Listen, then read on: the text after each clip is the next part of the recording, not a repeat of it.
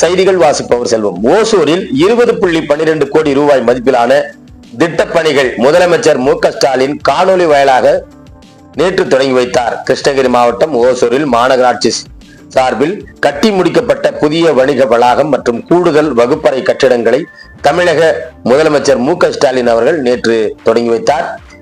இதனைத் தொடர்ந்து ஓசூரில் நடைபெற்ற விழாவில் நாடாளுமன்ற, சட்டமன்ற உறுப்பினர்கள் மற்றும் மேயர் ஆகியோர் கலந்து கொண்டு பொதுமக்களுக்கு இனிப்புகள் வழங்கினார். தமிழகத்தின் தொழில் நகரமான ஓசூரின் உட்கட்டமைப்பை மேம்படுத்தும் வகையில் பல்வேறு திட்டப்பணிகளை தமிழக அரசு செயல்படுத்தி வருகிறது. அந்த வகையில் சென்னை தலைமைச் செயலகத்தில் இருந்து காணொலி காட்சி வாயிலாக முதலமைச்சர் மு.க.ஸ்டாலின் அவர்கள் புதிய திட்டப்பணிகளை தொடங்கி வைத்தார். ஓசூர் பேருந்து நிலையம் அருகே சுமார் 19.5 கோடி ரூபாய் மதிப்பீட்டில் பிரம்மாண்டமாக கட்டி முடிக்கப்பட்டுள்ள மாநகராட்சி வணிக வளாகம் மற்றும் சென்னத்தூர் பகுதியில் உள்ள மாநகராட்சி பள்ளியில் 62 லட்சம் ரூபாய் மதிப்பீட்டில் கட்டப்பட்டுள்ள கூடுதல் வகுப்பறைகள் கட்டிடங்கள் என ஆக மொத்தம் 20.12 கோடி ரூபாய் மதிப்பீடான முடிவுற்ற திட்டப்பணிகள் முதலமைச்சர் மக்கள் பயன்பாட்டிற்காக திறந்து வைத்தார். இதனைத் தொடர்ந்து ஓசூர் மாநகராட்சி வணிக வளாகத்தில் நடைபெற்ற இந்த நிகழ்ச்சியில் கிருஷ்ணகிரி நாடாளுமன்ற உறுப்பினர் கே. கோபிநாத்,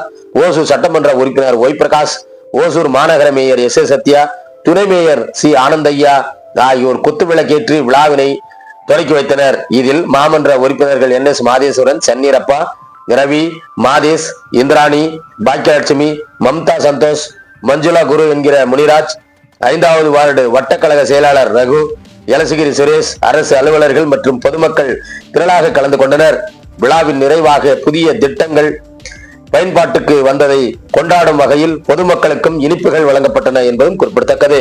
ஓசூரில் இருந்து செய்தியாளர் செல்வமுடன் ராமச்சந்திரன்.